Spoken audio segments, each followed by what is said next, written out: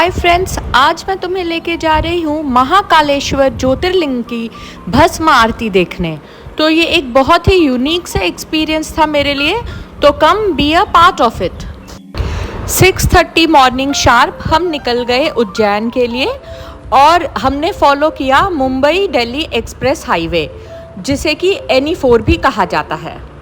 Most of the road is marvellous guys and mostly आपको यहाँ पे 8 लेन हाईवेज ही मिलेंगे। So first stop after 80 kilometres was Burger King for a quick breakfast. वैसे तो नानी ने आलू पूरी पैक किया था, but of course Burger King को कौन मना करता है। Total distance from Delhi to Ujjain is approximately 700 kilometres और हमने सोचा ये हम फर्स्ट डे पे ही करेंगे। तो ये 80 किलोमीटर्स फ्रॉम दिल्ली के बाद हमें बर्गर किंग मिला। इसके अराउंड 500 मीटर्स पे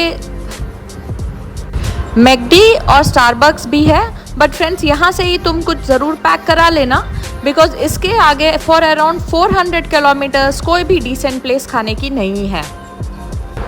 रास्ते पे पानी भी बाइसिलरी मिलेगी, जो कि एक छोटी बहन है बिस्लरी की, which is of course fake. तो सफिशिएंट वाटर अपने साथ रखना, वरना तुम्हें हमारी तरह बाइसिलरी ही पीनी पड़ेगी।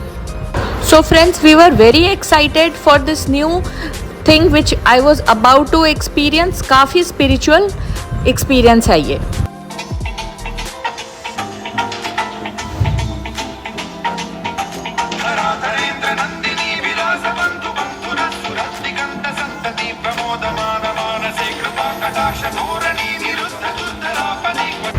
करीब 12 घंटे की ड्राइव के बाद 6:30 बजे हम उज्जैन पहुंच गए फ्रेंड्स। और जैसा कि तुम जानते हो, Ujjain is a city of temples और टोटल 12 ज्योतिर्लिंग है हमारी देश में, जहां शिवजी स्वयं प्रकट हुए थे। तो यहाँ आते ही आपको एक बहुत ही अच्छी सी फीलिंग आती है and you really feel energised and spiritual. Mahakal भस्म आरती सुबह 4 बजे से 6 बजे तक होती है फ्रेंड्स, इसीलिए ज़रूरी है कि तुम मंदिर के पास ही रहो। इसीलिए हम महाकाल भक्ति निवास में रुके थे। ये स्क्रीनशॉट तुम ले लेना, यहाँ पे इनका ओरिजिनल नंबर है, वरना काफ़ी ज़्यादा इंटरनेट पे यहाँ पे ऑनलाइन फ्रॉड्स हो रहा है। थोड़ा रेस्ट करने के बाद रात को 1 बजे ही हम निकल पड़े थे महाकाल मंदिर के लिए। और यहाँ मंदिर के पास अच्छी तरीके से तुम्हें सारा का सारा पूजा सामग्री मिल जाएगा।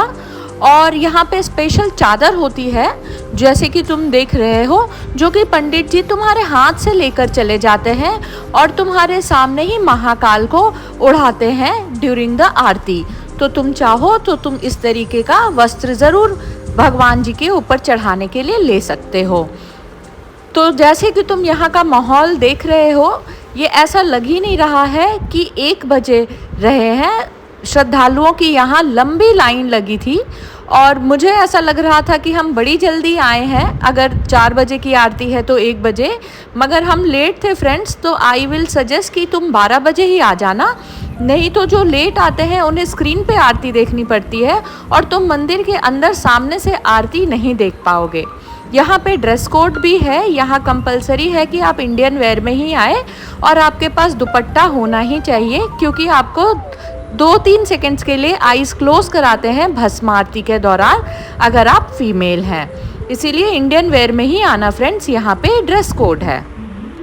मंदिर में लोग 12 बजे से ही क्यू लगाकर खड़े रहते हैं और मंदिर के अंदर आपको क्यू में ही बिठा दिया जाता है। और जब तक कि फाटक अराउंड 4 बजे तक नहीं खुलती है, लोग क्यू लगाकर ही नीचे श्रद्धालु बैठे हुए होते हैं। तो ये काफ़ी कंफर्टेबल है, किसी भी एज के लोग ये कर सकते हैं, क्योंकि इनिशियली खड़े रहने के बाद अंदर बहुत ही व्यवस्थित ढंग से जाना होता है। आपको जो है एक QR कोड वाला टैग मिलता है और आपको अपनी आधार कार्ड दिखानी पड़ती है। तो फ्रेंड्स, ये देखो, इस तरीके का टैग मिलेगा और आधार कार्ड से एंट्री होएगी। भस्म आरती जैसा खूबसूरत मंजर तुमने कभी नहीं देखा होगा। ये थोड़े से शॉट्स हैं जो मैं तुम्हारे लिए लाई हूँ। शुरुआत में शिवलिंग को बहुत ही अच्छी तरीके से स्नान कराया जाता है, दूध, दही, हनी वगैरह के साथ। और उसके बाद वहीं पे शिवलिंग पर ही स्कल्पचर बना देते हैं महाकाल की। फिर उन्हें सजाया जाता है और इस तरीके से भस्म करके आरती करते हैं। ये इन पे भस्म डाल रहे हैं और ये एक अजीब यूनिक सी चीज़ है। ऐसा लगता है महाकाल खुद ही जाग गए हों और उनकी उपस्थिति आपको महसूस होती है। मुझे आरती के बाद मंदिर से यह सिक्का भी मिला और मेरा दिल इतना खुश हो गया था कि बाकी के सारे मंदिर देखने के बाद मुझे ऐसा फील आ रहा था कि मैंने इतनी खूबसूरत जगह ज़िंदगी में कभी भी नहीं देखी है। अब पूरी रात के बाद हमें लग गई थी भूख, तो अराउंड 7 o'clock जब हम मंदिर से बाहर निकले तो फिर इंदौर का पोहा तो ट्राई करना ही था। तो फ्रेंड्स, सारी इंडिया में सबसे अच्छा पोहा मध्य प्रदेश में ही मिलता है। तो whenever you come to any city of Madhya Pradesh, आपने पोहा ज़रूर ट्राई करना है। यहाँ के अदर स्ट्रीट फूड भी बहुत यम्मी थे। तो क्योंकि सारी रात हम पूजा में लगे थे तो ऑब्वियसली पूजा आरती ख़त्म होने के बाद हमें बहुत भूख लगी थी, तो हमने कई किस्म के स्ट्रीट फूड भी यहाँ ट्राई किए। पर फिर हमारा दिल्ली वाला दिल पराठे ढूंढ रहा था, तो हमने ढूंढते ढूंढते एक पराठा वाला भी निकाल ही लिया फ्रेंड्स। तो ये है कुलचे लाल पराठा दास, जो कि जस्ट 4 months पहले ही खुला है। तो हमने इनके ओनर से थोड़ी बहुत बातचीत की। So let's hear it from him. ये आपकी ये रेस्टोरेंट कितने सालों से उज्जैन में? उज्जैन में इसको हो गया अभी 4 month हुए ओपन हुआ।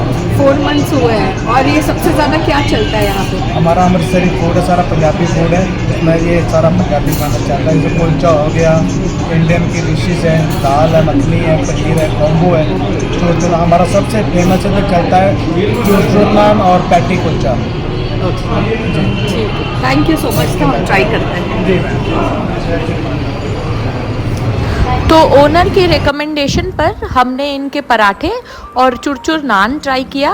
और फ्रेंड्स, अगर तुम्हें ये इस तरीके का हेवी ब्रेकफास्ट पसंद है तो यहाँ ज़रूर आना, बिकॉज फूड वॉज रियली यम। तो इनके जो पराठे थे वो बहुत ही यमी थे, फुल ऑफ बटर एंड मुंह में ही घुल रहे थे। कहते हैं कि जिसने भी 12 ज्योतिर्लिंग कर लिया उसका जन्म सफल हो जाता है। तो फ्रेंड्स, तुम ज़रूर यहाँ आना और भस्म आरती ज़रूर देखना और मुझे सब्सक्राइब करना। बाय।